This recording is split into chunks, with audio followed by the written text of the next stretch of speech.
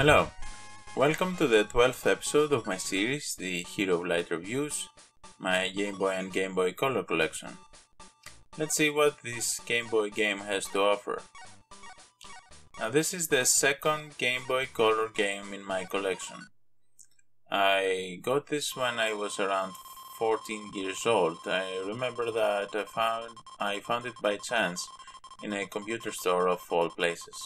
And I don't know how that got there, but it seems that the shop owner wanted to get rid of it and it was really cheap, so I figured out why not. The game I am referring to here is Sankai Pocket. Sankai is a computerized version of Mahjong Solitaire, which is a single-player Chinese matching game that uses a set of Mahjong tiles rather than a deck of cards.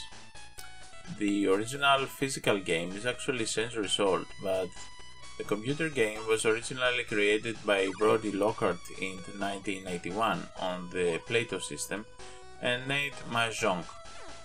However, it was Activision's release of Sankai in 1986 that popularized the game. I actually still have a copy of this game for my Commodore Amiga, and from then on this game has been ported and re-released in many variations, including the ever so popular touchscreen games that work with coins in the early years, and some it's also part of the smartphone games as well.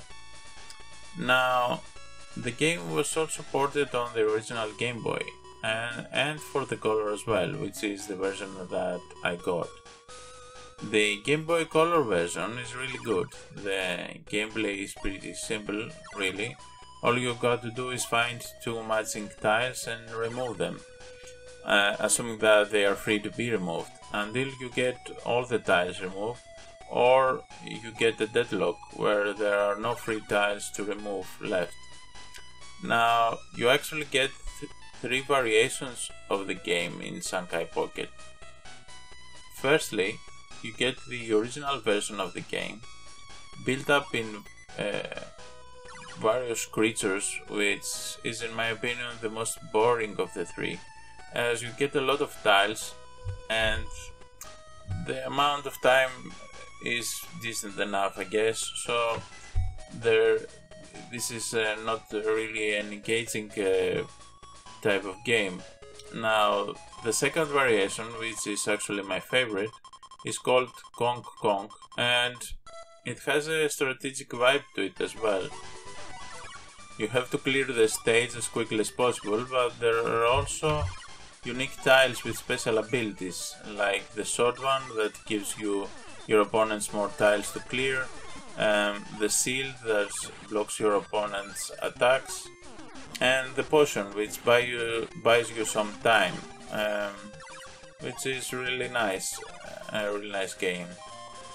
And finally there's the Gold Rush, where the object of the game is not to clear all the tiles at all, but rather reach the single gold one. And this game is actually played as best out of 3, and so yeah, that's pretty much it.